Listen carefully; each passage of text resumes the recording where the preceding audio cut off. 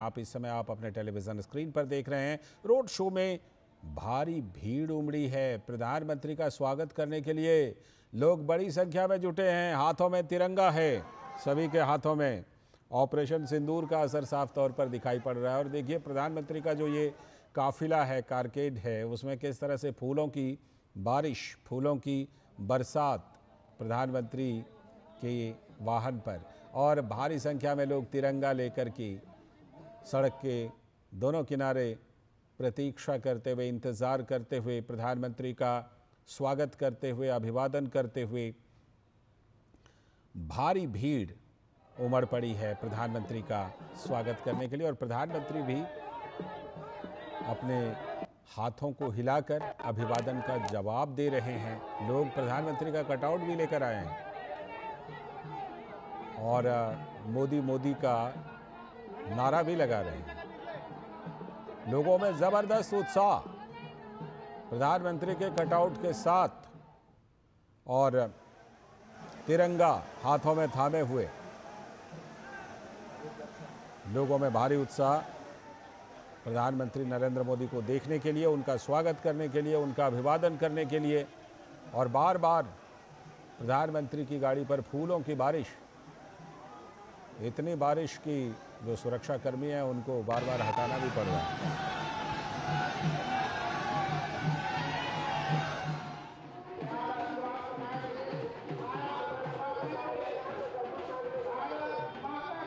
भारत माता की जय के नारे।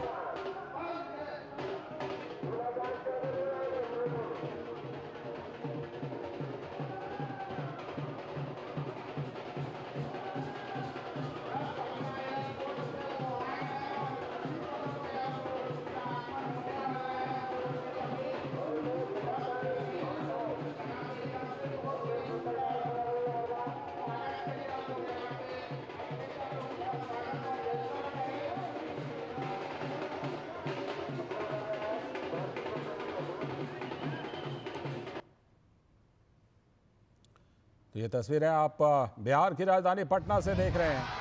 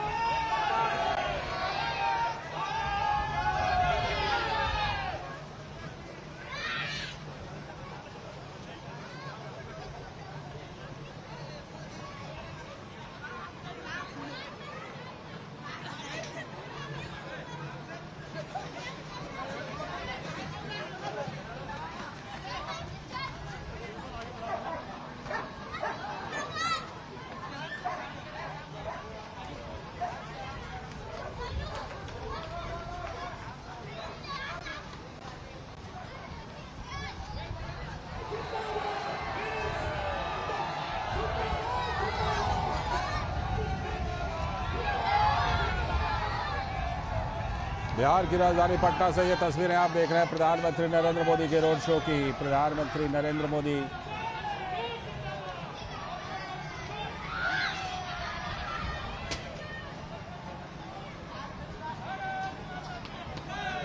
तो प्रधानमंत्री का पटना में ये रोड शो, पटना हवाई अड्डे से लेकर वीरचंद पटेल मार्ग तक इस रोड शो का आयोजन किया गया है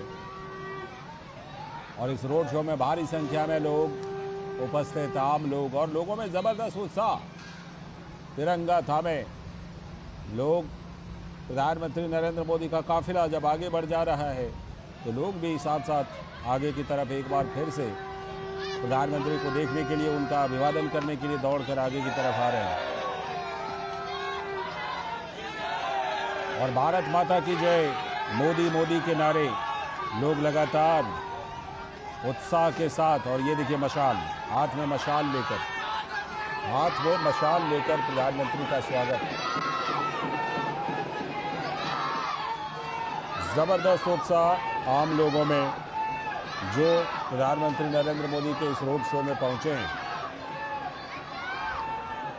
और लोग मोदी मोदी के नारे, भारत माता की जय के नारे लगातार लगाते हुए, हाथों में तिरंगा को थामे हुए, प्रधानमंत्री की गाड़ी पर, प्रधानमंत्री के काफिले पर फूलों की बरसात करते हुए, दिल खोलकर प्रधानमंत्री का स्वागत करते हुए। और ऑपरेशन सिंदूर के बाद, या यूं कहें ऑपरेशन सिंदूर तो अभी जारी है, ऑपरेशन सिंदूर के दरमियान लोगों में ये भारी उत्साह, देशभक्ति से भरी हुई भावना, और उसी भावना का प्रकटीकरण पटना की सड़कों पर, जहां प्रधानमंत्री का इस समय रोड शो।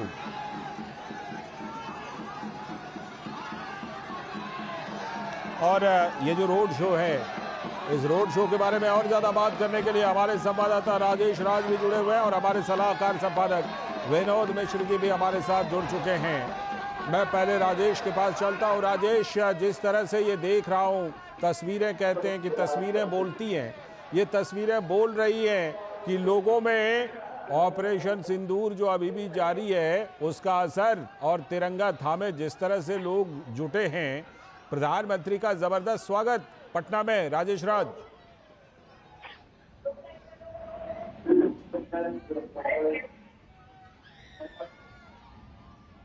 राजेश तक लगता है हमारी आवाज जा नहीं रही है। मैं विनोद जी से जुड़ता हूं। विनोद मिश्र जी हमारे सलाहकार संपादक जुड़े हुए हैं। विनोद जी, ये पटना की तस्वीरें क्या कह रही हैं, जिस तरह से लोग भारत माता की जय, मोदी मोदी के नारे लगाकर, हाथों में तिरंगा लेकर प्रधानमंत्री का स्वागत कर रहे हैं। विनोद जी। लाल जी, आप कह सकते हैं कि ये अभिभूत करने वाली ये तस्वीरें हैं जी। और ये तस्वीरें ये बताती है कि आपको हमें याद करना चाहिए कि जब प्राइम मिनिस्टर मोदी पहली बार जब इस दौर में ये पहलगाम हमले के बाद गए थे, मधुबनी के उस जनसभा में प्राइम मिनिस्टर मोदी ने ये लोगों के साथ में ये कमिटमेंट किया था और ये ऐलान किया था कि इस बर्बर आतंकी हमले का हम बदला लेंगे। प्राइम मिनिस्टर ने ये ऐलान बिहार के ही उस धरती से किया था कि उन्होंने कहा था कि हम एक एक को चुन के मारेंगे। और ये बात जब प्राइम मिनिस्टर ने कहा था, वो कोई चोरी छुपे नहीं कही थी, वो दुनिया के सामने कहा था। एक मैसेज दुनिया को दिया था और एक मैसेज लोगों को दिया था कि आप भरोसा रखिए अपने सैन्य बल पे, अपने जवानों पे, हम इसका बदला लेंगे। और जब ये ऑपरेशन सिंदूर की कामयाबी के बाद प्राइम मिनिस्टर मोदी पहली बार बिहार पहुंचे हैं, तो जाहिर सी बात है कि लोग इस बात को जान रहे हैं कि जो मोदी ने कहा वो करके दिखाया। और ऐसे करके दिखाया कि ऑपरेशन सिंदूर में एक 20-22 मिनट में, 22 अप्रैल की घटना जब प्राइम मिनिस्टर मोदी कहते हैं कि हम 22 मिनट में वो बदला लिया। आतंकी के सबसे टॉप जो सेंटर थे, मरकज थे, चाहे वो मुरीदके में हो, चाहे वो बहावलपुर में हो, लश्कर और जैश के दोनों के हेड ऑफिस जो उसका मरकज हुआ करता था, ब्रीडिंग ग्राउंड हुआ करता था, उसको तबाह कर दिया। और अन्य जो 9 प्रमुख ठिकाने थे, लश्कर, जैश और हिजबुल मुजाहिदीन के, सारे आतंकी के ट्रेनिंग सेंटर, और उसको तबाह किया था। तो ये बिहार जानता है कि ये मोदी है तो मुमकिन है। और इसलिए इस दौर में जब आप देखते हैं कि प्राइम मिनिस्टर मोदी उसी बिहार में, उसी पटना में जब ये ऑपरेशन सिंदूर के बाद लौटे हैं, तो लोगों को इस बात को लगता है मोदी से जो उम्मीद थी, देश ने जो एक उम्मीद किया था, वो उम्मीद मोदी ने पूरा करके दिखाया है। ये उसका एक थैंक्स और ये इसका एक बड़ा, आप कह सकते हैं कि एक्नॉलेजमेंट से थोड़ा छोटा वर्ड हो जाएगा। ये आप कह सकते हैं कि भारत के लिए, भारत के सेना के लिए, भारत के पराक्रम के लिए वो एक सैल्यूट है बिहार की तरफ से। लालचंद जी बिल्कुल, और जैसा कि आप कह रहे हैं कि प्रधानमंत्री ने बिहार की इसी धरती से देश और दुनिया को संदेश दिया था, देश को हिंदी में और दुनिया को अंग्रेजी में भी संदेश दिया था प्रधानमंत्री नरेंद्र मोदी ने बिहार की इसी धरती से, और उसे पूरा कर दिखाया, संकल्प को सिद्ध करके दिखाया। इसलिए भी पटना के लोगों में, बिहार के लोगों में ये उत्साह और अधिक दिखाई पड़ रहा है विनोद जी, जिसका जिक्र आप कर रहे थे। बिल्कुल, मैं यही कह रहा हूं कि वो एक नेता जो ये बात, आज भारत के लोग ये बात जान रहे हैं कि अब आतंकी हमले का कोई डोजियर नहीं भेजा जाता। वो जमाना गया कि आतंकी हमले भारत में हुए और उसके बाद पाकिस्तान की तरफ से कहा जाता था कि सबूत दे दो, हम इस पे जांच में सहयोग करेंगे। आज का भारत ये बकवास सुनने की आदी नहीं है। आज का भारत डोज देता है और प्राइम मिनिस्टर मोदी ने उसी भाषण में और आज भी कई बार बता चुके हैं कि भारत में होने वाले एक भी आतंकी हमले का जवाबी कार्रवाई होगी और मजबूती से कार्रवाई होगी। तो ये ऑपरेशन सिंदूर जो अभी जारी है, प्राइम मिनिस्टर मोदी ने आज भी पश्चिम बंगाल के एक जनसभा में कहा है, तो ये भारत का एक पराक्रम का एक नया स्वरूप है। ये ऑपरेशन सिंदूर जस्टिस के लिए, भारत के जस्टिस के न्याय का एक नया स्वरूप है। और जब वो बिहार की धरती की बात आप करते हैं, वो क्रांति की धरती है, देश की तस्वीर बदलने वाली की धरती है, तो बिहार की धरती में गौरव और स्वाभिमान का सबसे ज्यादा इंपॉर्टेंट होती है, एक रोल प्ले करता है। तो वो लोगों ने ऑपरेशन सिंदूर के इस पराक्रम को, इस भारत के इस वैभव को, अपने सैन्य और शूरवीरों के इस शौर्य को जो देखा है, उसके लिए भारत की तरफ से, लोगों की तरफ से अपने जवानों को सैल्यूट है। और प्राइम मिनिस्टर मोदी के ये जो कमिटमेंट है, उनका जो वादा पूरा किया है, उनके स्वागत में इस दोपहर में चिलचिलाती धूप में, काफी भीड़ में इतने लोगों का हुजूम देख रहे हैं, तो आप कह सकते हैं कि ये स्वतः स्फूर्त आंदोलन, ये भीड़ है, ये स्वतः स्फूर्त लोगों का एक इमोशन है। आप महिलाओं को देखेंगे, अभी आपने दिखाया था कि ऑपरेशन सिंदूर से महिलाएं कितने कनेक्ट हुई है बिहार और पूरे पूर्वोत्तर के भारत के, कि वो खुद इसको मोदी को, आज पीएम मोदी को एक भाई मान रहे हैं कि महिलाओं की रक्षा, महिलाओं के स्वाभिमान को का प्रतीक सिंदूर है, उसकी रक्षा पीएम की है। ये जज्बात बिहार से उठ रही है, ये जज्बात का आपने एक स्वरूप आप बिहार के इस रैलियों में, इस रोड शो में देख रहे हैं। लालचंद जी बिल्कुल विनोद जी, बिहार के लोगों को मेहमान नवाजी के लिए भी जाना जाता है। इतनी धूप और इतनी गर्मी के बावजूद जिस तरह बड़ी संख्या में और पूरे उत्साह के साथ आए हैं, ये दिखाई पड़ रहा है, ये दिखाई पड़ रहा है, सड़क पर दिखाई पड़ रहा है लोगों की चीज़ों को। अब राजेश राज भी हमारे साथ, हमारे संवाददाता जुड़े हुए हैं, राजेश के पास चलते। राजेश, करीब 5 किलोमीटर लंबा ये रोड शो, और खबर ये है कि 25 संगठनों के द्वारा प्रधानमंत्री का इस रोड शो में स्वागत किया जा रहा है। रोड शो की तस्वीरें हम अपने दर्शकों को दिखा रहे हैं राजेश, जिस तरह से जबरदस्त उत्साह, क्योंकि बिहार की धरती पर ही प्रधानमंत्री ने गर्जना की थी कि मिट्टी में मिला देंगे, मिट्टी में मिला दिया, इसलिए भी जबरदस्त उत्साह लोगों में। बिल्कुल लालचंद, आपने सही कहा। अभी तो अब सूरज जो है वो अस्ताचल की ओर है। अब सूर्यास्त होने की जो कड़ी है वो कुछ घंटों में खत्म हो जाएगी। लेकिन मैं सुबह से पटना की सड़कों पर लगातार यहाँ पर घूम रहा हूँ। पटना एयरपोर्ट से लेकर भारतीय जनता पार्टी का जो दफ्तर है, डाक बंगला चौराहा से सटा हुआ, इनकम टैक्स से सटा हुआ, वहां तक की अगर बात करें तो दोपहर 12 बजे 1 बजे से लोग जो हैं वो पलक पावड़े बिछाए हुए थे प्रधानमंत्री नरेंद्र मोदी की एक झलक पाने के लिए। और उनके इंतजार की ये घड़ियां जो है वो अब खत्म हो चुकी है। प्रधानमंत्री नरेंद्र मोदी पटना की सड़कों पर हैं। पटना एयरपोर्ट के नए टर्मिनल भवन का उद्घाटन करने के बाद और बिहटा में बनने वाले नए एयरपोर्ट के शिलान्यास के बाद वो रोड शो करने के लिए सड़कों पर उतर चुके हैं। उनकी एक झलक पाने के लिए लोग बेताब नजर आ रहे हैं। और बिल्कुल आपने सही कहा कि मधुबनी की सभा में जब उन्होंने कहा था कि हम आतंकवादियों को और जो देश को तोड़ने वाली ताकतें हैं उनको हम मिट्टी में मिला देंगे, तो बिहार की धरती से जो आह्वान उन्होंने किया था उसको कर दिखाने का जो जज्बा है वह यहाँ पर पटना की सड़कों पर साफ दिखाई पड़ रहा है। यहाँ पर बड़े बड़े तोरण द्वार, बड़े बड़े कटआउट्स लगाए गए हैं। सिंदूर ऑपरेशन के लिए लोग प्रधानमंत्री मोदी का हार्दिक अभिनंदन कर रहे हैं, उनका इस्तकबाल कर रहे हैं और कहीं न कहीं देश की आन बान और शान से जो जुड़ा हुआ हमारा प्रतीक जो भारतीय तिरंगा है, वह तिरंगा पटना की सड़कों पर लहरता हुआ दिखाई पड़ रहा है। और यह आलम कल रात से ही शुरू हुआ है, अब वह जश्न में तब्दील हो चुका है। धीरे धीरे प्रधानमंत्री का काफिला धीरे धीरे पटना की सड़कों पर बढ़ता जा रहा है। पटना एयरपोर्ट से भारतीय जनता पार्टी का जो दफ्तर है बीरचंद पटेल रोड पर तकरीबन 5.5 किलोमीटर की यात्रा जो है उसको प्रधानमंत्री करने वाले हैं। और हर हाल में यह कोशिश है कि एक एक व्यक्ति से कनेक्ट हुआ जाए। पटना एयरपोर्ट पर भी जब वो उद्घाटन करने के लिए यहाँ पहुंचे तो यहाँ पर जो लोग खड़े थे, यहाँ पर भाषण उन्होंने नहीं दिया, लेकिन यहाँ पर जब वो खड़े थे तो यहाँ भी उन्होंने लोगों का अभिवादन स्वीकार किया, लोगों को प्रणाम किया और फिर उसके बाद वो बाहर जो है रोड शो के लिए बाहर निकले। तो कहीं ना कहीं एक तरफ अपने 2 दिनों की यात्रा के दौरान प्रधानमंत्री जहां हजारों करोड़ रुपए की परियोजनाओं का तोहफा दे रहे हैं, वहीं पटना की सड़कों पर ऑपरेशन सिंदूर की गूंज जो है वो साफ तौर पर दिखाई पड़ रही है, सुनाई पड़ रही है। और आज की जो पीढ़ी है, जो आज के नौजवान है, जो देशभक्ति का जज्बा लिए हुए पटना की सड़कों पर दिखाई पड़ रहे हैं, उनके मन में प्रधानमंत्री को जो लेकर एक हम कह सकते हैं कि एक आदर का भाव है, एक सम्मान का भाव है कि उन्होंने देश और दुनिया में हिंदुस्तान का परचम लहराया है। अब उनका काफिला धीरे धीरे गंतव्य की तरफ बढ़ता जा रहा है।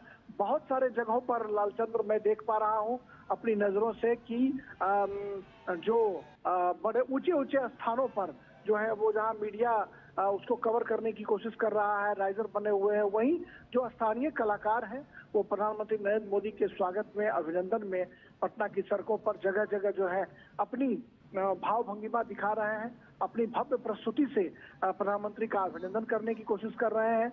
और वो ये सिलसिला जो है ये पटना एयरपोर्ट से शुरू हुआ है और ये धीरे धीरे अब जो है वो आगे बढ़ता हुआ अपने गंतव्य की ओर जा रहा है। और इस रोड शो के बाद प्रधानमंत्री नरेंद्र मोदी भारतीय जनता पार्टी दफ्तर पर जो अटल बिहारी वाजपेयी के नाम पर जो सभागार है उसमें भारतीय जनता पार्टी के प्रदेश अध्यक्ष दिलीप जायसवाल से लेकर विनोद तावरे जो प्रभारी हैं वो भी मौजूद हैं और तमाम बीजेपी के जितने भी विधायक हैं, मंत्री हैं, पूर्व सांसद हैं, पूर्व मंत्री हैं और जो पार्टी के वरिष्ठ कार्यकर्ता हैं, इन लोगों के साथ एक बैठक का भी आयोजन किया गया है।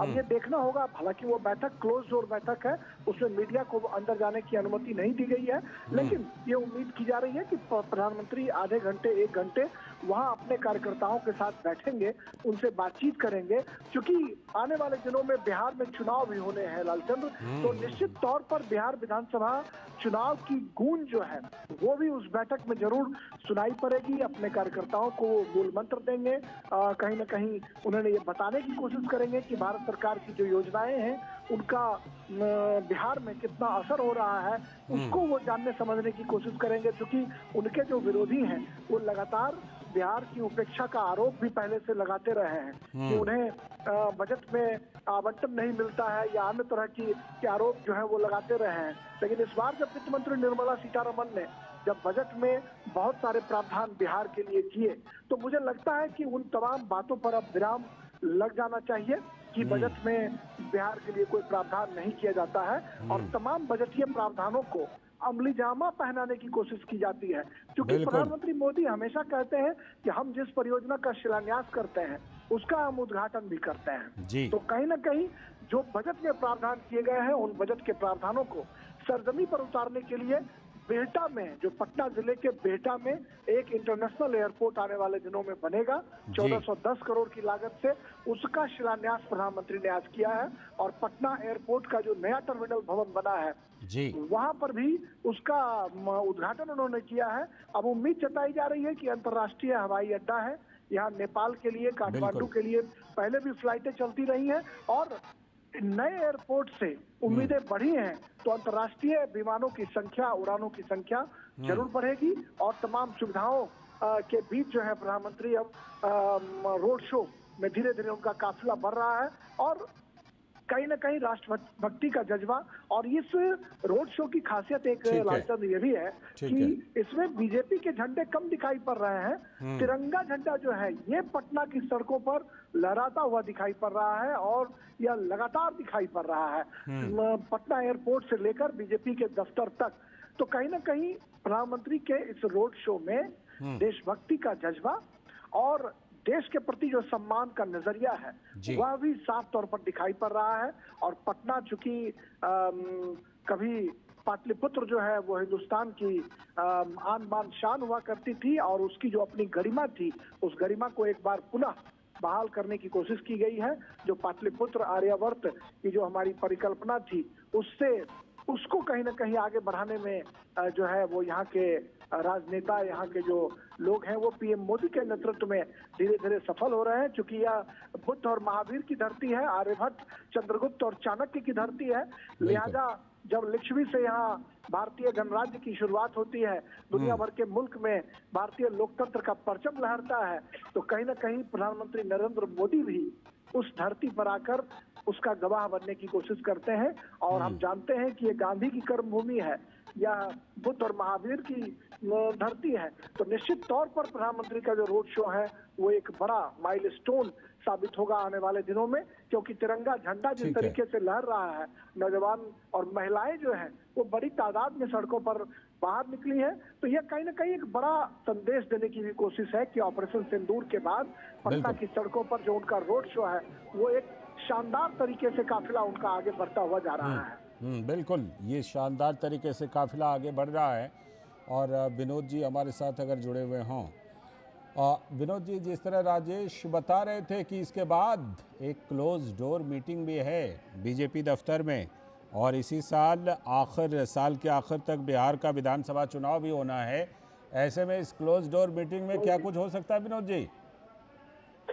लाल जी, हम पॉलिटिकल चर्चा बाद में करेंगे। सबसे इम्पोर्टेंट ये है कि एक तो बिहार में आप भी एक तरह से इसको कह सकते हैं कि ऑपरेशन सिंदूर के बाद एक विजय जुलूस है। और विजय जुलूस का जब आप कहते हैं बात, तो सबसे ऊपर तिरंगा ही होता है। तो एक तो आप जो तिरंगा में इस पटना को देखते हैं, तिरंगे साफे में लोगों को देखते हैं, तिरंगा ही तिरंगा है।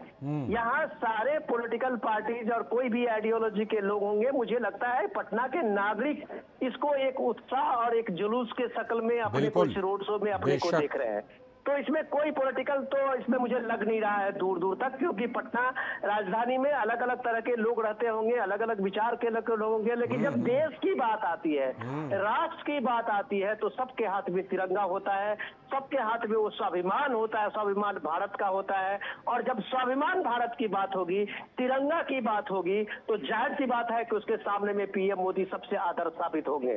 और ये आदर्श इसलिए भी है कि आज के दौर में जब भारत ने दिखाया है अपना परचम, भारत ने जब दुनिया को दिखाया है अपने राष्ट्र के नायक की शक्ति, और जब भारत ने दिखाया है अपने सैनिक की शौर्य शक्ति, भारत ने जब दिखाया है कि उसके आर्म एम्युनिशन की, नई टेक्नोलॉजी की, नए मिशन की शक्ति, तो ये दुनिया गवाह है। इस चीज को दुनिया मान रही है कि भारत ने आज अपने मेक इन इंडिया प्रोडक्ट से, मेक इन इंडिया मिसाइल से, मेक इन इंडिया ड्रोन से पाकिस्तान को कैसे 2 दिन के अंदर में धूल चटाया है। तो ये बात बिहार के लोगों में भी है। और राष्ट्र के स्वाभिमान की जब बात आती है, जब राष्ट्र गौरव की बात आती है, तो मुझे लगता है कि इस देश में बिहार सबसे आगे होता है। और बिहार के सामने में जब राष्ट्रीय स्वाभिमान की बात होती है, राष्ट्रीय गान की बात होती है, तो वो उसके लिए एक प्राइम एजेंडा होता है, उसके सामने में दूसरा कोई एजेंडा नहीं होता है। तो ऑपरेशन सिंदूर आप कह सकते हैं कि इस देश को बहुत दिनों के बाद एक सूत्र में बांधने के, एक तिरंगा के नीचे लाने का एक बड़ा काम किया है। ये शौर्य बल अपने सेनाओं का है, ये सैल्यूट अपने वो सेनाओं का, तीनों सेनाओं का है, जो वो परचम दिखाया है दुनिया के सामने में। तो बिहार इसमें कभी पीछे नहीं रही है। और जाहिर सी बात है कि इस देश का नेतृत्व में अगर पीएम मोदी है, जो डिसीजन लेते हैं और अपने फैसले को करके दिखाते हैं, सक्सेस करके दिखाते हैं। तो ये जो भारत में एक स्वाभिमान जगा है कि जब पीएम मोदी कहते हैं कि हम घर में घुस के मारते हैं, तो ये घर में घुस के मारने वाला जो अंदाज है, बिहार ने उसको सैल्यूट किया है। बिहार की महिलाओं ने उस ऑपरेशन सिंदूर के स्वाभिमान को सैल्यूट कर रही है। बिहार की महिलाओं को लग रहा है कि उसकी एक एक महिलाओं के सिंदूर की रक्षा करने वाला उसका एक भाई है जो बिल्कुल। भारत के स्वाभिमान का नेतृत्व कर रहा है। तो ये बिहार के से पूरे देश को एक मैसेज है कि जब विजय जुलूस के शक्ल में ऑपरेशन सिंदूर का अगर विजय जुलूस के शक्ल में लोग बाहर आते हैं और उसके बीच में अगर प्राइम मिनिस्टर मोदी होते हैं, तो जाहिर सी बात है तब आपको एक नजारा दिखता है।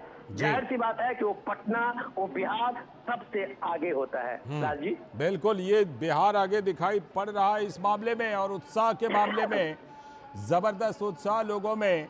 राजेश, आप जिक्र कर रहे थे कि इसके बाद प्रधानमंत्री वहां पर एक क्लोज डोर मीटिंग भी करने वाले हैं। राजेश, क्या कुछ खास इसको लेकर चर्चा है? क्योंकि बिहार के लोग सकारात्मक तौर पर राजनीतिक चर्चा में भी बड़ी दिलचस्पी दिखाते हैं।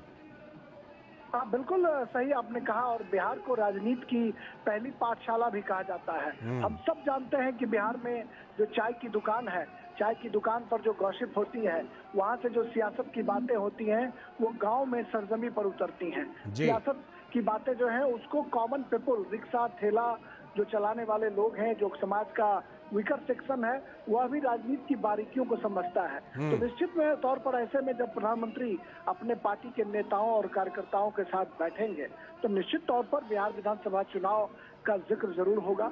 तमाम जो रणनीतियां हैं उस पर जरूर चर्चा होंगी। और प्रधानमंत्री नरेंद्र मोदी को जितना 10-11 वर्षों से कवर करते हुए हम सब समझ पाए हैं कि वो फीडबैक लेते हैं। चाहे वो फीडबैक अपने ऐप के माध्यम से, पोर्टल के माध्यम से ले, या नेताओं कार्यकर्ताओं से बातचीत करके ले, या फिर जो उनके राज्य मंत्री और मंत्री परिषद की बैठक होती है, तो उन बैठकों में भी जब वो अपने मंत्रियों से बात करते हैं, राज्य मंत्रियों से बात करते हैं, तो उनकी जो पीड़ा है, उनकी जो समस्या है, या ग्रास रूट तक कैसे उसको किसी भी योजना को पहुंचाया जाए, उस पर वो चर्चा करते हैं, फीडबैक लेते हैं। तो निश्चित तौर पर बिहार के नेताओं से जब प्रधानमंत्री नरेंद्र मोदी की गुफ्तगू होगी, जब उनकी बातचीत होगी, तो निश्चित तौर पर बिहार का जो विधानसभा का चुनाव है वो निश्चित तौर पर एक टॉप एजेंडे में होगा। उससे बातचीत करने की कोशिश की जाएगी, समझने की कोशिश की जाएगी कि आने वाले दिनों में कैसे बिहार चुनाव को फतह किया जाए और इसके लिए क्या रणनीतियां हो, इसके लिए वो जरूर बातचीत करेंगे, अपने नेताओं से फीडबैक लेंगे।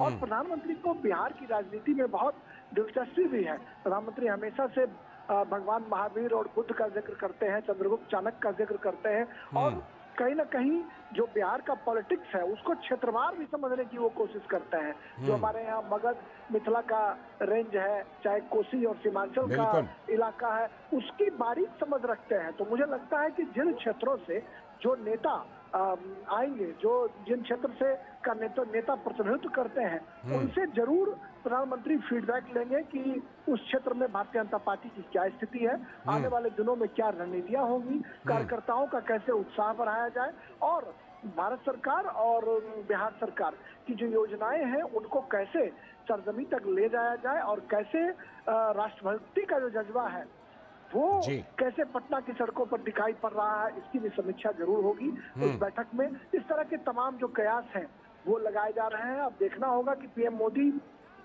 जब बीजेपी दफ्तर पहुंचेंगे तो उसके बाद कितना वो वक्त देते हैं, कितना समय वो देते हैं भारतीय जनता पार्टी दफ्तर पर, ये देखने वाली बात होगी। लेकिन क्लोज डोर जो बैठक है उस बैठक में ये उम्मीद जरूर की जा सकती है कि आधे घंटे 1 घंटे तक बैठक जरूर चलेगी, क्योंकि उसमें तमाम जो नेता और कार्यकर्ता हैं वो उम्मीद जताए हुए, उम्मीद लगाए बैठे हैं कि पीएम मोदी आएंगे और निश्चित तौर पर उनसे बातचीत होगी। और बिहार विधानसभा का जो चुनाव है वो हर हाल में टॉप एजेंडे में होगा कि कैसे बिहार विधानसभा चुनाव का किला फतह किया जाए। और अब जैसा कि हम देख पा रहे हैं कि प्रधानमंत्री नरेंद्र मोदी का जो काफिला है वो आहिस्ता आहिस्ता अपने गंतव्य स्थल की तरफ जो है वो बढ़ता जा रहा है। 5.5 किलोमीटर लंबा काफिला पटना एयरपोर्ट से निकलकर धीरे धीरे जो है शेखपुरा मोड़ होते हुए आगे विमेंस कॉलेज, इनकम टैक्स होते हुए वीर चंद पटेल पथ का जो भारतीय जनता पार्टी का दफ्तर है वहां तक ये पहुंचेगा। और ये उम्मीद जताई जा रही है कि पीएम मोदी जो है वो पूरी गर्मजोशी के साथ अपने कार्यकर्ताओं से मिलेंगे, और जो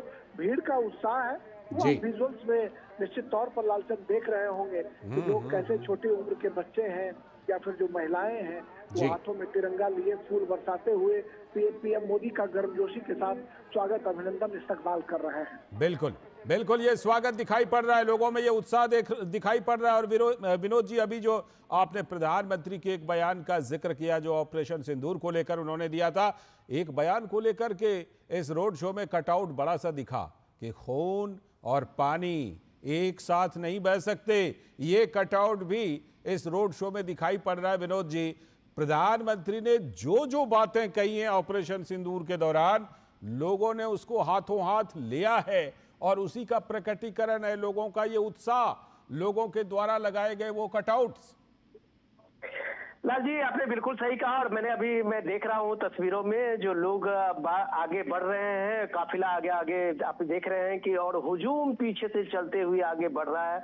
हर के हाथ में वो तिरंगा है और तिरंगा के थामे हुए वो जोश है, वो दीवानगी है। ये बाबू कुंवर सिंह की धरती है लाल जी। ये आप जानते हैं स्वतंत्रता संग्राम में अग्रणी भूमिका निभाने वाले कुंवर सिंह का भी वो 80 के दौर में पार करने के बाद भी खून खौला था और वो अंग्रेजों से लोहा लिया था। तो वही बिहार है, क्योंकि ये जो बिहार की धरती में जब वीरों की बात होती है, गौरव की बात होती है, और जब बिहार में आज का जो वो पोस्टर है कि खून और पानी साथ साथ नहीं बहेंगे, तो वो ये सीधे सीधे वो संकल्प की ओर इशारा करता है कि जो ये टेररिज्म के खिलाफ में जो जीरो टॉलरेंस का प्राइम मिनिस्टर मोदी का वो संकल्प है, तो वो साफ साफ बताता है कि अब खून और पानी एक साथ नहीं बहेंगे दरियाओं में। और इंडस वाटर ट्रीटी का ये बात हमें गौर करना चाहिए। इंडस वाटर ट्रीटी का को लेके भारत के इस संकल्प का जितना इम्पैक्ट राज्यों में हुआ है, लोग इस बात को महसूस कर रहे हैं,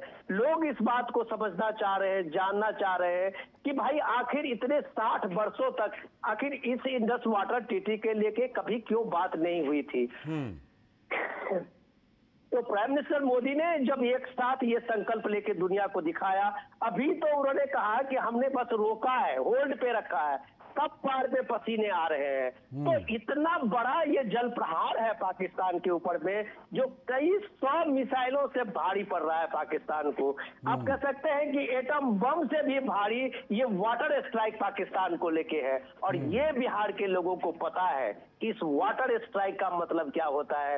ये बिहार के लोगों को पता है कि जब पाकिस्तान में को पानी नहीं मिलेगा, तब उसको समझ में आएगी कि खून बहाने का मतलब क्या होता है। और ये प्राइम मिनिस्टर मोदी का जो संकल्प है कि खून और पानी साथ नहीं बहेंगे, बिहार में इन पोस्टरों में आप साफ साफ देख रहे हैं लालचंद जी। बिल्कुल, ये दिखाई पड़ रहा है। बिहार के लोग भी प्रधानमंत्री के उन एक एक बातों की पुष्टि कर रहे हैं, उन एक एक बातों को समर्थन दे रहे हैं। और बिहार के लोगों के लिए इस दौरे में खास सौगात भी है राजेश। 50,000 करोड़ रुपए से भी ज्यादा की परियोजनाएं हैं जिनका उद्घाटन और शिलान्यास प्रधानमंत्री करने वाले हैं आज से लेकर कल तक। कौन कौन सी बड़ी बड़ी परियोजनाएं जिसकी सौगात बिहार के लोगों को मिल रही है राजेश?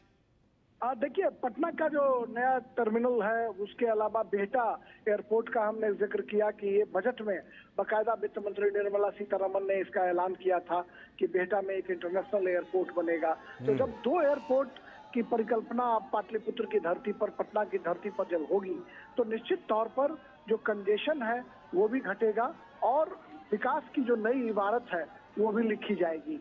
बिहटा जो है वो एक एजुकेशनल हब बन चुका है। वहाँ पर NIT, पॉलिटेक्निक कॉलेज समेत बड़े बड़े कॉलेज जो है वो खुल गए हैं। 4 लेन का वहाँ पर निर्माण किया जा रहा है। जो बिहटा पटना जो मुख्य मार्ग है, जो मोकामा सरमेरा होते हुए बेगूसराय 4 लेन में अब कनेक्ट हो रहा है, वहाँ पर जब इंटरनेशनल एयरपोर्ट बनेंगे तो कहीं ना कहीं विकास की एक गंगा बहेगी। इसके अलावा अगर देखें तो नवीनगर जो औरंगाबाद में NTPC है, NTPC में भी कई तरह के जो संयंत्र हैं उसको डेवलप करने की बात की जा रही है। वहाँ पर कई तरह के जो है वो परियोजना के शुरुआत किए जा रहे हैं। रेलवे से जुड़ी हुई कई परियोजनाएं हैं जिसका उद्घाटन, शिलान्यास और आधारशिला रखी जाएंगे। इसके अलावा अगर हम देखें तो करीब 50,000 करोड़ रुपए की सौगात जो है वो प्रधानमंत्री मोदी देने की कोशिश कर रहे हैं। तो निश्चित तौर पर जो लोग सवाल खड़े करते थे कि प्रधानमंत्री ने ऐलान करने के बाद बिहार को कुछ नहीं दिया, उन तमाम लोगों के मुंह पर ये एक बड़ा ताला हम कह सकते हैं कि लगने वाला है, क्योंकि प्रधानमंत्री जब भी आ रहे हैं किसी न किसी बड़े कार्यक्रम में बिहार को वो तोहफा देने की कोशिश कर रहे हैं। बेगूसराय सिमरिया जो राष्ट्रकवि रामधारी सिंह दिनकर की भूमि है, वहां पर 6 लेन ब्रिज, जो राजेंद्र सेतु ब्रिज जर्जर हो चुका था, वहां पर 6 लेन सड़क पुल का निर्माण जो है वो कार्य समाप्त हो चुका है। उसका उद्घाटन भी उम्मीद की जा रही है कि जून महीने में होगा, और वहां पर डबल लाइन जो है वो रेलवे का एक अलग से पुल बन रहा है। और इस तरह से आप देखें तो कोसी की बात करें, सीमांचल की बात करें, तमाम इलाकों को 4 लेन के सौगात जो है वो पहले से मिल चुके हैं। कई रेलवे के ब्रिज बन चुके हैं, जहां कभी घूमकर झंझारपुर मधुबनी होकर सहरसा और निर्मली सुपौल पहुंचना बहुत ही दुभर होता था, वहां पर अब रेलवे लाइन जो है उससे भी कनेक्टिविटी हो चुकी है, जहां लोग दरभंगा होते हुए सुपौल और सहरसा तक की यात्रा सुपौल कर सकते हैं। तो ऐसे में हम कह सकते हैं कि बिहार में सड़कों का जाल बिछ चुका है, और अब एयर कनेक्टिविटी के मामले में भी बिहार समृद्धि के कगार पर है। एक एयरपोर्ट टर्मिनल का उद्घाटन हो चुका है, दूसरा एयरपोर्ट जब बनकर तैयार होगा तो किसी भी राज्य की प्रगति जो है लालचंद्र, वह कहीं न कहीं कनेक्टिविटी के मोर्चे पर जब राज्य दुरुस्त होता है तो उसके प्रगति की कहानी जो है वो आगे बढ़ती है।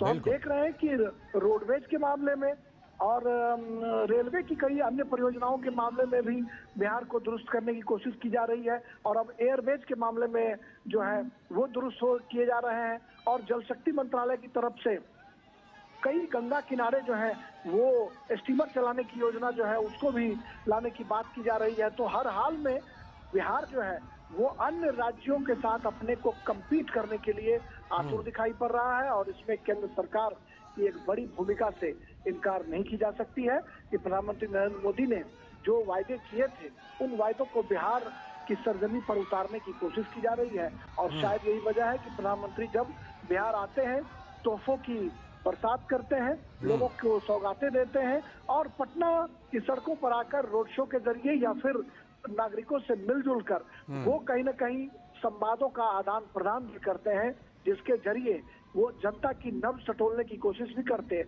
जनता की पीड़ा को कम करने की कोशिश करते हैं, जनता को समझने सुनने की कोशिश करते हैं, और बिहार में आकर एक बड़ा संदेश देने की भी कोशिश की जाती है। हम जानते हैं कि आजादी की लड़ाई हो या फिर जयप्रकाश नारायण आंदोलन, जेपी आंदोलन, दोनों में बिहार ने अग्रणी भूमिका निभाई है। तो कहीं ना कहीं आज के जो राजनेता हैं वो अभी बिहार को समझते हैं, और शायद ये वजह है कि कई चीजों की शुरुआत जो है वो बिहार से होती रही है, और उसको आगे बढ़ाने की कोशिश जो है वो पीएम मोदी के द्वारा लगातार की जा रही है। पीएम मोदी का रोड शो जो है वो आगे धीरे धीरे बढ़ता हुआ अब अपने गंतव्य स्थल की तरफ जा रहा है। आप देख सकते हैं कि सड़क के दोनों किनारे जो बैरिकेड्स लगाए गए हैं वहां पर लोगों का हुजूम चल रहा है।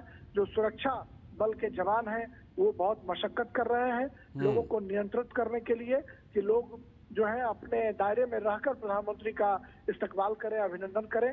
तो कुल मिलाकर हम कह सकते हैं कि एक बेहतरीन रोड शो के जरिए प्रधानमंत्री बिहार की सड़कों पर, पटना की सड़कों पर दस्तक दे रहे हैं, लोगों के दिलों पर दस्तक देने की कोशिश कर रहे हैं कि आज की जो पीढ़ी है वो तिरंगा के महत्व को समझे, आज की पीढ़ी देशभक्ति के जज्बे को सलाम करे, और कहीं ना कहीं जो बिहार अग्रणी भूमिका निभाता रहा है स्वाधीनता आंदोलन में, जेपी आंदोलन में, उस कड़ी को आगे बढ़ाने में आज के नौजवान अपनी भूमिका जो है उसको सुनिश्चित करें। सियासत छात्र आंदोलन जो है उसकी शुरुआत भी बिहार से हुई, समाजवादी आंदोलन की शुरुआत बिहार से हुई, तो कई आंदोलनों का गवाह रहा है बिहार। और उस बिहार की सड़कों पर पीएम मोदी का भव्य रोड शो इस बात की तस्दीक करता है कि आज के नौजवान छात्र आंदोलन और छात्र राजनीति और युवा राजनीति से जुड़कर बिहार का भला कर सकते हैं, और पीएम मोदी कहीं न कहीं विकास की बरसात कर बिहार को समृद्ध करना चाहते हैं, जिसकी झलक, जिसका रिफ्लेक्शन साफ तौर पर बिहार में अब देखा जाने लगा है। बिल्कुल, ये लोगों में ये उत्साह दिखाई पड़ रहा है। और विनोद जी, जिस तरह से प्रधानमंत्री नरेंद्र मोदी बिहार के लोगों के साथ कनेक्ट करते हैं, बिहार के लोग प्रधानमंत्री के साथ कनेक्ट करते हैं, उसका एक उदाहरण हमने कुछ देर पहले दिखाया भी था, किस तरह वहाँ के लोक गीतों में ऑपरेशन सिंदूर को शामिल किया गया है।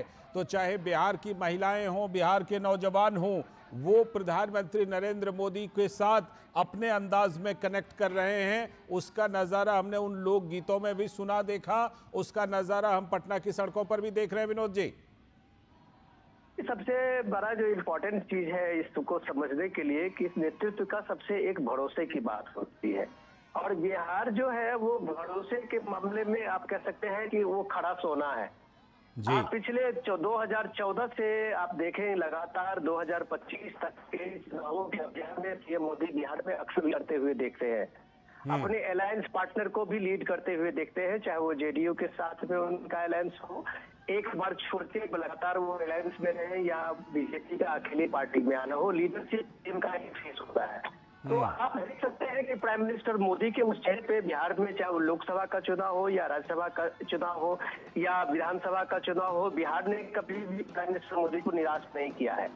और निराश नहीं किया है, इसके पीछे की वजह जब आप लोगों के हुजूम में और तिरंगा थामे लोगों की भीड़ देखते हैं तो वो कमिटमेंट का होता है, लीडरशिप का एक कमिटमेंट है। तो वो एक जो उम्मीदें हैं लोगों को प्राइम मिनिस्टर मोदी से, उसको लगता है कि प्राइम मिनिस्टर मोदी ने जिस तरह के बिहार में बदलाव हुए हैं, बिहार जो चेंज हुआ इंफ्रास्ट्रक्चर के रूप में आप देखें, कनेक्टिविटी के रूप में आप देखें कि बिहार में अब लगभग हर ब्लॉक डिस्ट्रिक्ट में एक लगभग एयरपोर्ट बनने को तैयार है। बिहार के रिमोट से रिमोट इलाके में आप एयरपोर्ट की कनेक्टिविटी है, आप जा सकते हैं अपने गांव तक, दिल्ली से 2 से 3 घंटे के बीच में पहुंच सकते हैं। वंदे भारत और ये सारी चीजें सुविधाएं जो ट्रेन की है वो अब एक छोटी सी बात हो गई है इस लिस्ट में।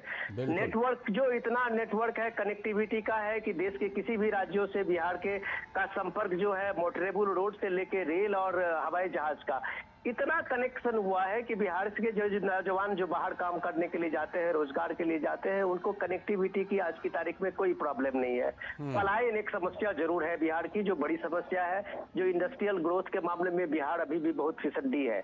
लेकिन इतना आप कह सकते हैं कि बिहार के लोगों का इंफ्रास्ट्रक्चर के रूप में उनके सामने में बिहार अभी किसी भी और स्टेट के सामने में एक मॉडल बन के खड़ा है। जो इम्पोर्टेंट बात पॉलिटिक्स की आप कह रहे हैं कि बिहार अभी आने वाले में और पॉलिटिकल पार्टियों के लिए एक लिटमस टेस्ट बनने जा रहा है। लिटमस टेस्ट इसलिए बनने जा रहा है कि आप पिछले 1 साल से आप देखें कि राहुल गांधी अपना सारा एक्सपेरिमेंट प्रयोग करने के लिए बिहार के धरती को ही चुन रहे हैं, क्योंकि उनको पता है कि बिहार के धरती एक्सपेरिमेंट करने के लिए सबसे माकूल है। और वो जो इस दौर में संघर्ष कर रहे हैं वो आरजेडी के से अलग अपना एक अलग संघर्ष कर रहे हैं, जिसमें वो लगातार एक दलित को फेस बना के और वहां वो संविधान बचाओ, संविधान रैली, भला उनका कई प्रोग्राम होता रहा है। जातीय जनगणना को लेके अपना उनका एजेंडा है, वो सारी चीजें चलती रही है। जब लेकिन अभी प्राइम मिनिस्टर मोदी ने जब इसमें कैबिनेट ने डिसीजन लिया और इस बात का अनाउंसमेंट हो गया था कि भाई इस बार का जो जनगणना होगा, सेंसस होगा, उसमें जातियों की गिनती भी होगी, तो शायद ये सारे लोग जो अभी तक पॉलिटिक्स जातियों की करते थे, गिनती की करते थे, उनके तो एक कम से कम वो फुस हो गई है राजनीति। अब बिहार के लोग ये बात जानते हैं कि पीएम मोदी का सेंसस कराने का जो मतलब होता है उसके पीछे कोई ना कोई लॉजिक होगा। वो सिर्फ राजनीति के लिए हुआ नहीं होगी कि राजनीति करने के लिए कास्ट सेंसस करा लो। ये कास्ट सेंसस कांग्रेस के कई स्टेट में हुए पड़े हैं, आज तक उस कास्ट सेंसस का कोई परिणाम नहीं था, उसका करना क्या है। तो कास्ट सेंसस एक ब्लूप्रिंट के साथ में होना है, ये बात कम से कम प्राइम मिनिस्टर मोदी के बात के कहने से बिहार के लोगों को इतनी उम्मीद है कि इस सेंसस से कम बिहार के लोगों में जो पिछड़े में अति पिछड़े हुए, दलित में अति दलित है, उनकी भी मेन स्ट्रीम में आने की ये भूमिका होगी। इम्पोर्टेंट चीज है समझने की कि बिहार इस समय इस जातीय झमेलों से आगे बढ़ के एक डेवलपमेंट का उसका सूत्र है। बिहार में आप देखें पिछले कई दशक से जो वोट का मामला जब सामने में आता है तो मुद्दा बिहार में डेवलपमेंट होता है। लोग बात गलती में इसका एनालिसिस जातीय समीकरण से ढूंढते हैं, सोशल इंजीनियरिंग में फिट करते हैं, लालू यादव एंटी लालू यादव में करते हैं, लेकिन जब आप लोगों का मिजाज देखेंगे, लोगों के मास की सोच देखेंगे तो उसके पास में सिर्फ एक आइडिया है डेवलपमेंट का। और प्राइम मिनिस्टर मोदी ने इस 10 से 11 साल के अपने टेन्योर में जो डेवलपमेंट का खाका खींचा है, विकसित भारत के संकल्प के साथ में, उसने बिहार के लोग, चाहे बिहार में हो या बिहार से बाहर हो, उसने प्राइम मिनिस्टर मोदी के इस विकसित भारत संकल्प और विकसित भारत को बहुत करीब से देखा है और उसका एक पार्ट रहा है। हम आप जो भी बिहार से बाहर में काम कर रहे हैं, जो भी इस डेवलपमेंट प्रोसेस के हिस्सा है, हम जानते हैं कि इस बदले दौर में लोगों की इकोनॉमी में क्या चेंज आया है। हम जानते हैं कि इस दौर में जो फूड स्कीम है, सिक्योरिटी स्कीम है, उसमें आज की तारीख में देखिए कि बिहार की एक बड़ी आबादी को अभी भी फ्री राशन उनके घर तक पहुंच रहा है। तो ये सारी चीजें जब बिहार में आप सोशल वेलफेयर की बात आप कहें, देखें उसमें किसानों के लिए आप देखें, तो ये सारी चीजें लोगों के एक इंडिविजुअल का जो इंटरेस्ट है, वो इंटरेस्ट इसमें सर्व होते हुए दिखता है। तो जाहिर सी बात है, जब पीएम मोदी की लीडरशिप की बात आती है और मोदी जब बिहार में होते हैं, तो राजनीति ना हो ऐसा तो हो ही नहीं सकता। तो पॉलिटिकल पार्टी को भी इसलिए मजबूर होना पड़ता है कि अगला एजेंडा उसका क्या हो। लालचंद, बिल्कुल बिल्कुल, ये एजेंडा क्या हो, इसके लिए ज़रूर बिहार में और ख़ास तौर पर इसी साल के आखिर तक वहाँ पर चुनाव हैं, तो जाहिर सी बात है कि एजेंडा तो ज़रूर सेट होगा बिहार की राजनीति का। लेकिन बिहार की राजनीति में विकास का एजेंडा सबसे ऊपर हो, इसको लेकर के भी ये दौरा काफ़ी अहम है राजेश राज, क्योंकि जो ऊर्जा है बिहार की, जो ज़रूरत है, हम जानते हैं पिछले कई सालों में एनडीए सरकार ने वहाँ पर बिजली आपूर्ति बहुत अच्छी कर दी है, लेकिन उसके बावजूद जो कुछ कमी भी थी उसमें अब ये जो औरंगाबाद के नबीनगर में एनटीपीसी का जो सुपर थर्मल पावर प्लांट लगने जा रहा है, ये 2400 मेगावाट 800 मेगावाट की 3 यूनिट, इससे बिहार को बहुत बड़ा फायदा होने वाला है, जिसकी सौगात प्रधानमंत्री नरेंद्र मोदी इस दौरे में बिहार को देने वाले हैं। सियासत की बात है और विकास की बात है। आपने बिल्कुल सही कहा कि बिजली के मामले में भी कभी बिहार बहुत फिसड्डी हुआ करता था। सड़क, स्वास्थ्य, बिजली, तमाम माध्यम थे, वहां पर बिहार फिसड्डी होता था। लेकिन अब अगर देखें तो सड़कों के जाल के साथ साथ बिजली के मामले में भी समृद्धि आई है। बाढ़ में एनटीपीसी खुल चुका है, जो बेगूसराय का बरौनी का जो थर्मल पावर कॉर्पोरेशन था, उसको भी एनटीपीसी ने टेक ओवर कर लिया है। एक और नए एनटीपीसी बन चुके हैं। और इसके अलावा अगर हम देखें तो कहलगांव एनटीपीसी की बात करें या नवीनगर का जो ये विद्युत संयंत्र है, इन तमाम माध्यमों से बिहार को समृद्ध करने की कोशिश की जा रही है। और शायद यही वजह है कि जो लोग बिहार को जाति के चश्मे से देखते थे, जो सामाजिक न्याय में भरोसा करने वाली जो पार्टियां हैं, वो भी अब विकास की बात करने लगी है। और हर हाल में विकास जो है वो एक टॉप एजेंडा बना है। और शायद यही वजह है कि हेमंत सोरेन हो या फिर तेजस्वी यादव हो, ये भी अब माय बहन योजना की बात करने लगे हैं और महिलाओं को भत्ता देने, पैसा देने, युवाओं को रोजगार देने, नौकरी देने का वायदा कर चुनाव मैदान में जुटने लगे हैं। तो ये एक बिहार के लिए अच्छी, हम कह सकते हैं कि शुरुआत और संकेत है कि बिहार में एक डेवलपमेंट जो है, एक बड़ा एजेंडा आने वाले दिनों में बनने वाला है। चाहे कोई भी राजनीतिक दल हो, कोई भी पार्टियां हो, बिना विकास के एजेंडे के सहारे वो चुनाव मैदान में अब जुट नहीं सकते हैं, क्योंकि बिहार की जनता और आज की पीढ़ी होशियार हो चुकी है और वो सब कुछ समझती है।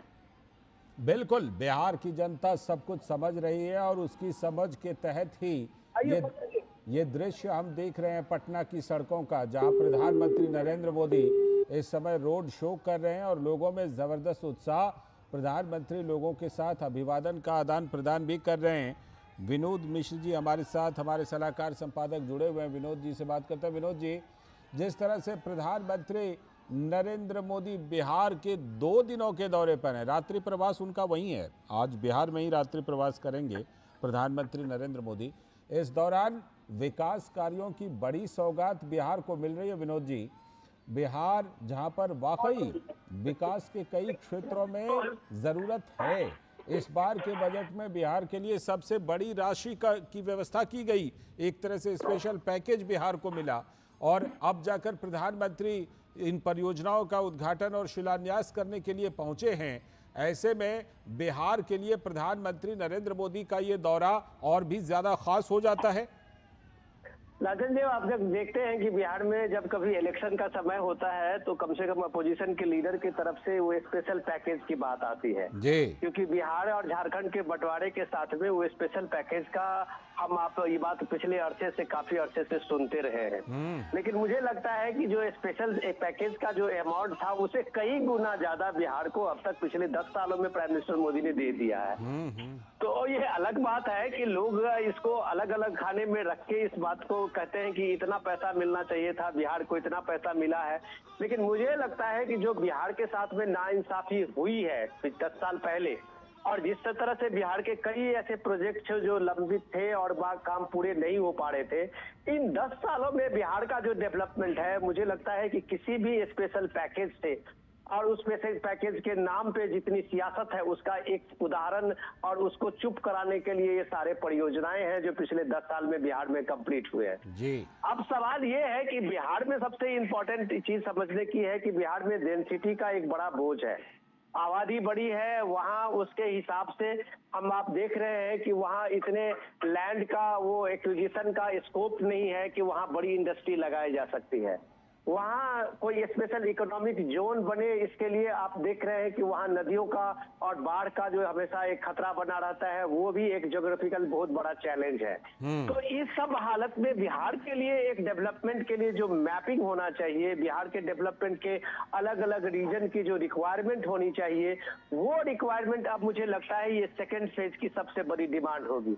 फर्स्ट फेज का जो डिमांड था इंफ्रास्ट्रक्चर के रूप में, अब पूरे बिहार में कनेक्टिविटी कोई प्रॉब्लम नहीं है, 24/7 लाइट की जो बात आप कहें तो किसी महानगर की भी लाइट जो है वो बिहार के गांव से आप तुलना करेंगे तो लोगों को ईर्ष्या होगी। तो ये जब इंफ्रास्ट्रक्चर की बात करते हैं तो उस मामले में बिहार काफी आगे है, इन कई राज्यों से आगे है।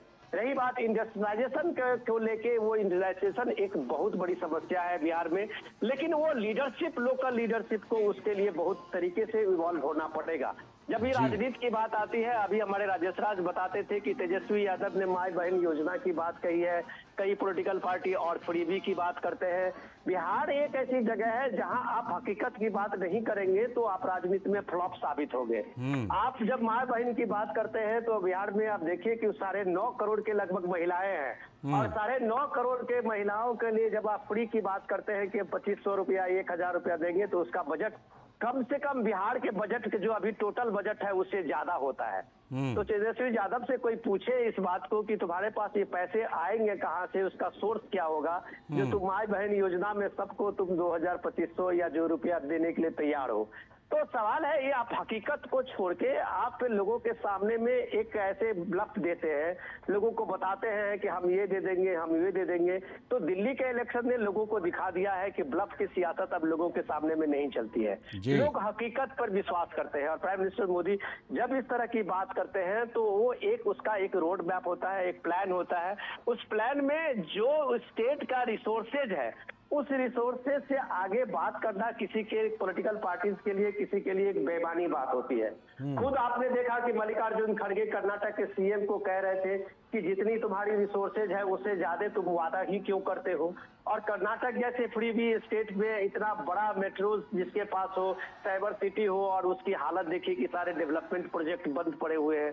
तो ये चीजें बिहार के लोगों को पता है, बिहार के लोग इस बात सबसे अवेयर है कि आप एक झूठ के वादे करेंगे और वोट ले लेंगे, वो आज की तारीख में वहां नहीं होगा। ग्राउंड पे अगर आपने काम करके दिखाया होगा, नीतीश कुमार पिछले 17-18 साल से इसलिए सरवाइव कर रहे हैं क्योंकि उनका जो डिटर्मिनेशन है डेवलपमेंट को लेके, एक इंफ्रास्ट्रक्चर को लेके, ये लोगों के दिल में उतरा हुआ है। लोग भले ही इसको कास्ट कम्बिनेशन में देखें, महादलित दलित गठबंधन की बात करें, लोग अपर कास्ट, लोअर कास्ट, ये कास्ट सब देखें, लेकिन बिहार के हर परिवार अगर किसी तरफ से प्रोग्रेस से किसी भी रूप में अगर अभी जुड़ा हुआ है तो उसमें नीतीश कुमार के नेतृत्व में बिहार में बीजेपी की सरकार ने उसको छुआ है, उस चीज को एड्रेस किया है। चाहे लड़कियों की आप साइकिल योजना की बात आप करेंगे, बिहार में पहला है जो लड़कियों के लिए साइकिल की स्कीम की निकाली थी। तो आप देखिए बिहार में आज ये हालत है कि बिहार में शायद ही कोई गांव हो और कोई घर हो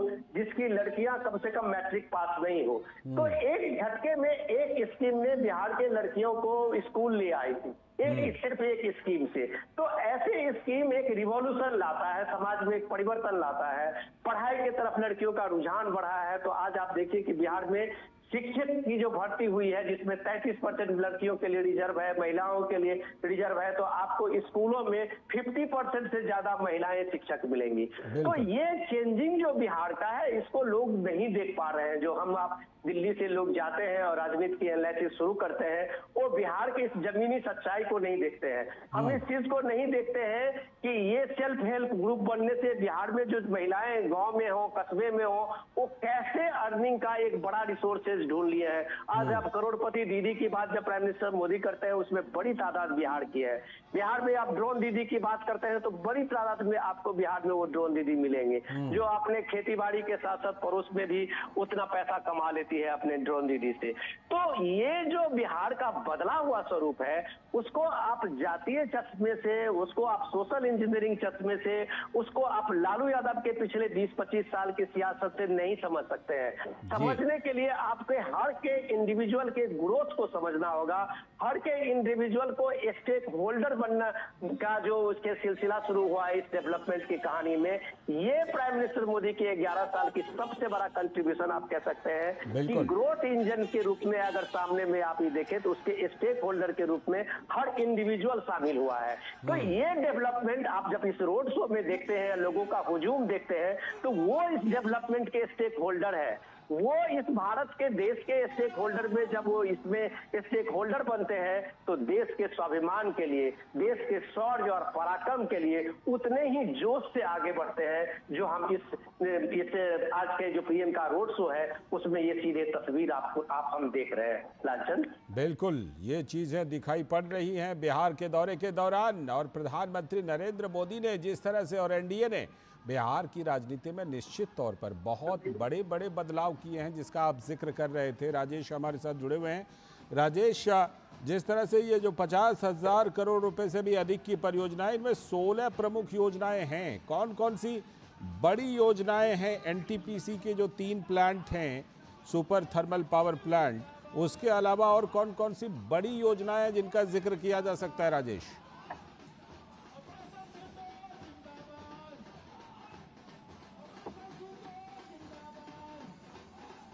राजेश, आप हमारे साथ जुड़े हुए हैं? लगता है फिलहाल राजेश राज से हमारा संपर्क नहीं हो पा रहा है। राजेश हमारे साथ नहीं जुड़े हुए हैं।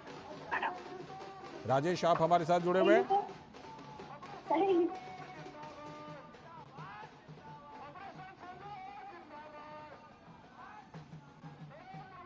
राजेश हैं आप हमारे साथ जुड़े हुए?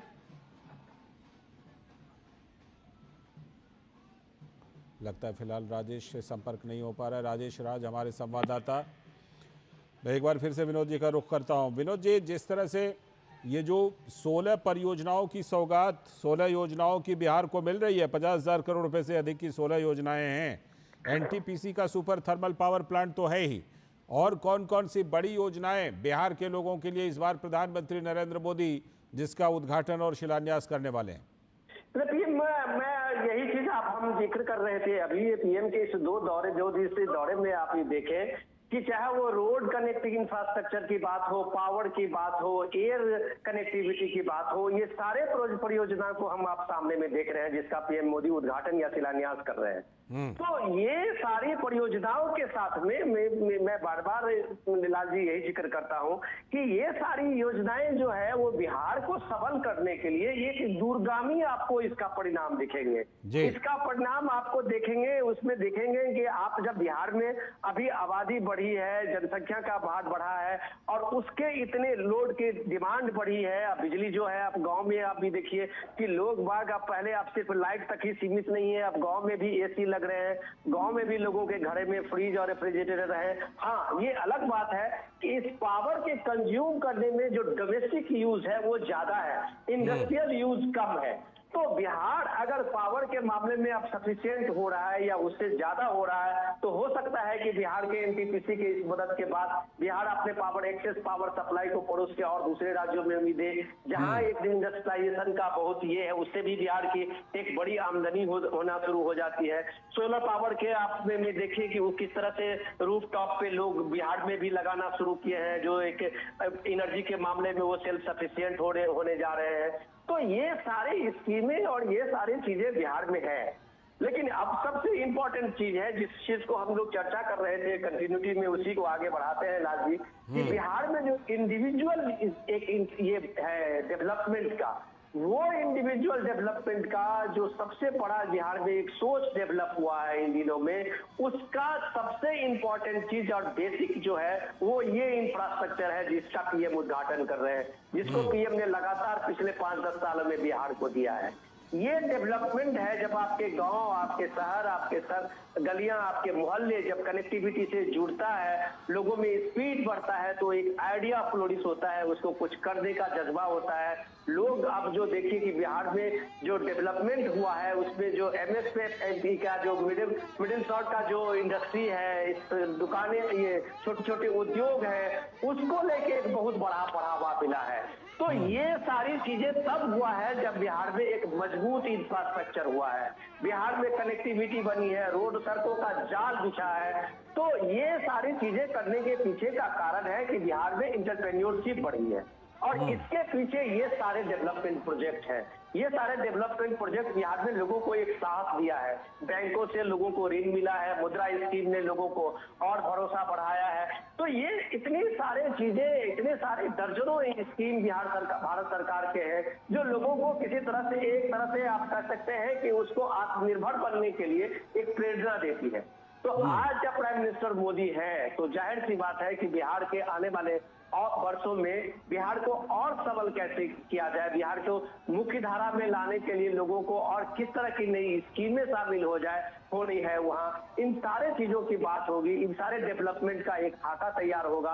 तो मुझे लगता है कि बिहार के लोगों को इतना पीएम मोदी पे भरोसा है कि बिहार का अगर विकास होगा तो नरेंद्र मोदी के ही सपने से होगा, नरेंद्र मोदी के ही संकल्प से होगा। और ये जब आप देखते हैं रोड पे लोगों का हुजूम, तो ये इसी भरोसे और विश्वास को तस्दीक करता है।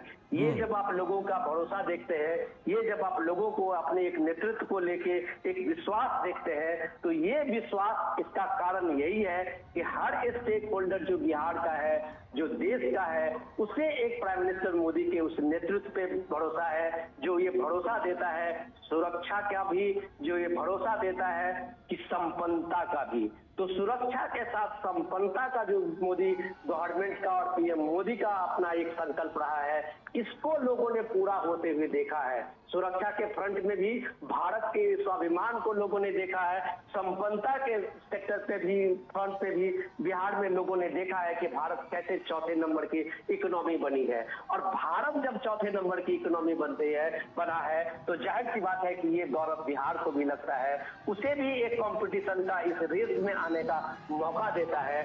तो बिहार में आज का जो पिछले 2 दिन का जो पीएम का ये है, वो इसी संकल्प को आगे बढ़ाता है कि संपन्नता के रेस में बिहार भी अब पीछे नहीं रह सकता है। लालचंद जी, बिल्कुल, बिहार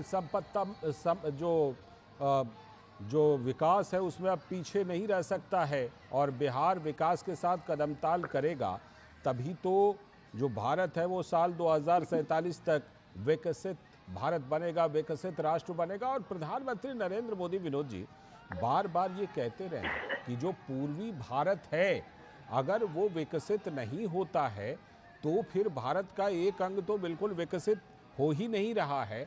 ऐसे में पूर्वी भारत पर, पूर्वोत्तर भारत पर प्रधानमंत्री नरेंद्र मोदी बार बार फोकस देते रहे हैं। एक्ट ईस्ट जिसे विद इन द नेशन, यानी देश के अंदर एक्ट ईस्ट जिसे कहते हैं, उसमें बिहार निश्चित तौर पर प्रधानमंत्री नरेंद्र मोदी के फोकस पर है। क्योंकि अभी मैं एक डेटा देख रहा था कि पिछले 6 महीने में ही प्रधानमंत्री नरेंद्र मोदी बिहार में 5 बार दौरे पर जा चुके हैं। ये 5वां दौरा है।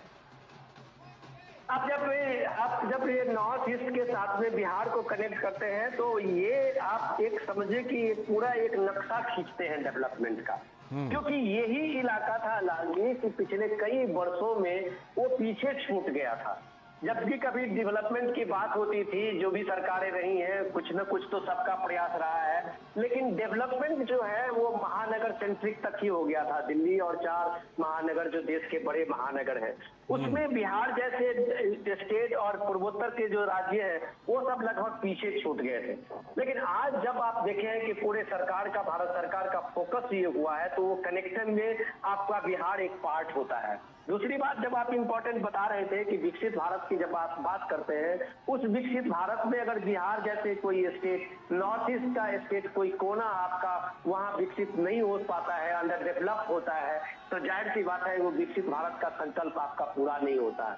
पूरे देश में, दुनिया में बिहार के लोगों का जो एक मेहनती, बिहार के पराक्रमी, बिहार के लोगों का एक टैलेंट आप जब सुनते हैं, तब उसके साथ में बिहार में लोगों का रोना यही होता था कि बिहार में वो इंफ्रास्ट्रक्चर नहीं है कुछ करने के लिए, बिहार में वो पूंजी नहीं है।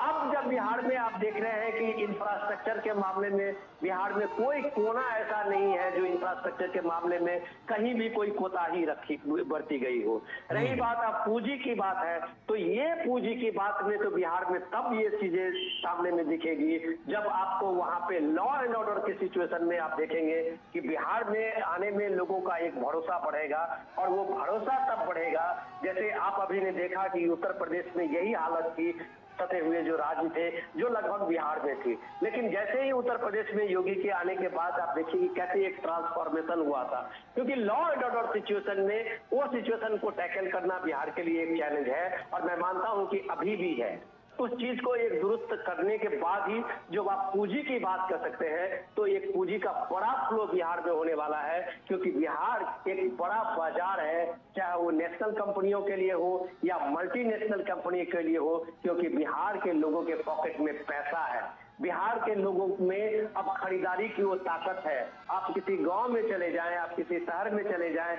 बिहार के लोगों का जो लाइफ स्टाइल और बिहार के लोगों के जो पारंपरिक भोज है, उनके स्वागत समारोह है, उससे आप अंदाजा कर सकते हैं कि बिहार किस तरह से देश के जीडीपी को बढ़ाने में बिहार के एक गांव का कितना बड़ा कंट्रीब्यूशन है। तो बिहार जब एक बड़ा बाजार बना है, तो जाहिर सी बात है कि बिहार में पूंजी लगाने में अब किसी बड़े इंडस्ट्री को दिक्कत नहीं होगी। तो ये प्राइम मिनिस्टर मोदी का बार बार जाने का बिहार है कि बिहार को एक फोकस में लाना चाहते हैं। बिहार जब फोकस में आएगा, तो जाहिर सी बात है कि बिहार में वो एक इंडस्ट्रियल ग्रोथ की बात जब आप कहते हैं, वो भी वहां शुरू होनी की, क्योंकि बिहार इन 10 वर्षों में इंफ्रास्ट्रक्चर के रूप में कमाल का काम किया है। बिहार कनेक्टिविटी में, एयर कनेक्टिविटी में भी बहुत शानदार काम किया है। तो ये डेवलपमेंट होने के बाद जब आप बिहार का नक्शा की बात आप करते हैं कि बिहार में डेवलपमेंट की बात करते हैं, तो बिहार को छोटे छोटे इशू से बाहर निकालना होगा। ये लोगों को भी बाहर निकालना होगा। एक बड़े सपने के लिए बिहार को एक नए रास्ते अपनाने होंगे। और ये रास्ते जो पीएम बता रहे थे कि बिहार का रास्ता आप बहुत भटक चुका है, बिहार की राजनीति ने काफी लोगों को लंबे अरसे तक भटकाया है, उस राजनीति को छोड़ के, उस पचड़े से निकल के बिहार के लोग जब इस बात को समझेंगे कि देश के अन्य हिस्सा ने किस तरह से प्रोग्रेस किया है, देश के अन्य हिस्से ने किस तरह से देश की जीडीपी में एक बड़ा कंट्रीब्यूशन डाला है, तो आने वाले टाइम में मुझे लगता है कि जब सोच बदलता है तो देश आगे बढ़ता है। बिहार में भी ये सोच बदलने की प्रक्रिया शुरू हुई है, और मुझे लगता है कि वो दिन दूर नहीं कि डेवलपमेंट का एक नया रास्ता, एक नया रोड मैप आपके सामने में होगा। लालचंद जी, बिल्कुल, वो नया रोड मैप सामने आएगा, नया रोड मैप होगा। एक बात आपने जो जिक्र की, बिहार के लोगों में जबरदस्त क्षमता है, लेकिन एक विडंबना देखिए कि जो एक राज्य को जो औद्योगिक प्रगति करनी चाहिए, वो प्रगति बिहार में अभी कहीं ना कहीं मिसिंग है। तो उसको किस तरह से उसको बिहार में किया जा सकता है, इसके लिए निश्चित तौर पर प्रधानमंत्री नरेंद्र मोदी, वहाँ की एनडीए सरकार इस पर काम कर रही है। विनोद जी, ऐसे में बिहार को किस तरह से औद्योगिक गतिविधियों में आगे बढ़ाया जाए? कौन कौन से ऐसे उद्योग, अभी हमने देखा था बजट में मखाना बोर्ड के गठन को लेकर, मखाना उद्योग को लेकर कितना बड़ा प्रावधान किया गया था। तो ऐसी चीज़ों की पहचान करके और बिहार में ऐसी चीज़ों की व्यवस्था करना, ये प्रधानमंत्री नरेंद्र मोदी, उनकी सरकार का विजन, बिहार की एनडीए सरकार का विजन, उसमें ये शामिल है।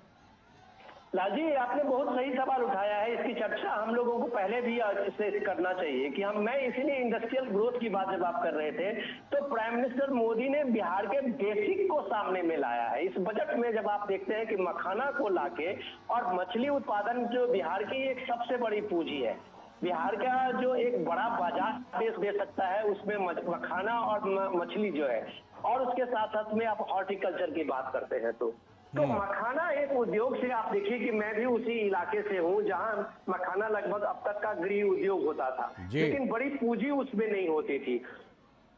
तो बड़ी पूंजी नहीं लगने के कारण होता था क्या कि वो एक कुटीर उद्योग की तरह ही होता था। मल्लाहों का कुछ समूह पोखरों में, तालाबों में मखान निकालते थे, उसको कूटते पीटते थे और बाजारों में ले जाते थे।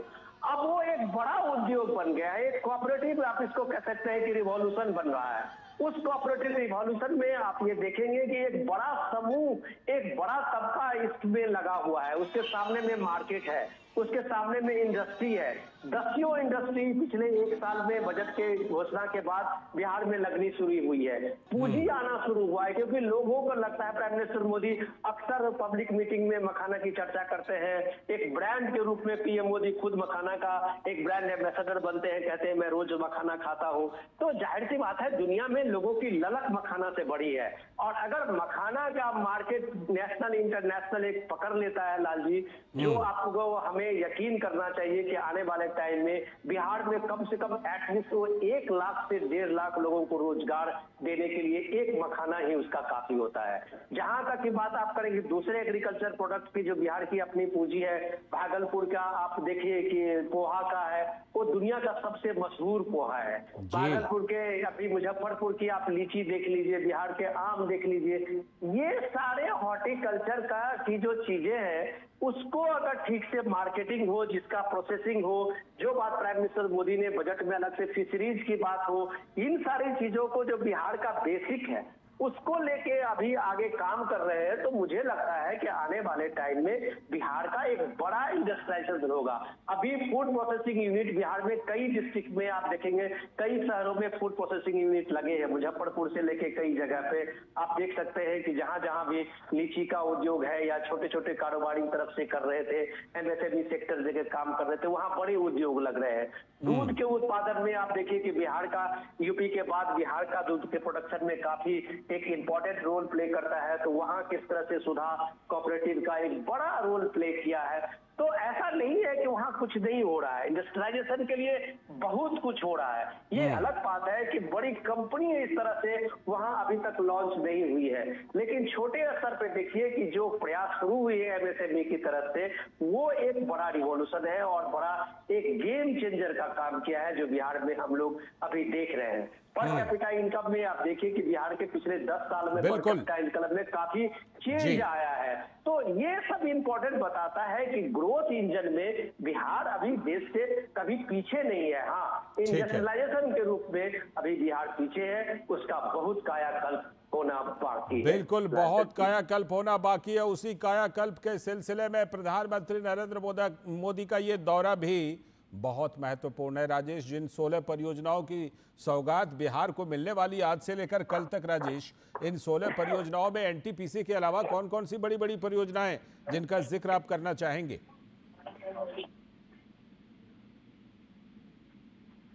देखिए लालचंद जी, प्रधानमंत्री नरेंद्र मोदी का जो रोड शो है, जो काफिला है, वो अब धीरे धीरे अपने गंतव्य की ओर बढ़ता हुआ जा रहा है।